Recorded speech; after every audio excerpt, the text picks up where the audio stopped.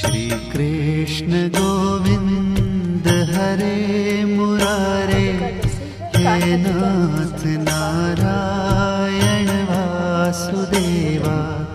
जीवे पिबस्वामृतमेतदेव, गोविंद दामोदर माधवेति।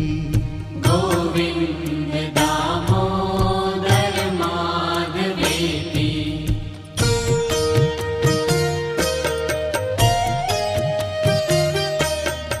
विक्रेतु कामा किल गोपकन्या, मुरारिपादार्पितचित्तवृत्तिः।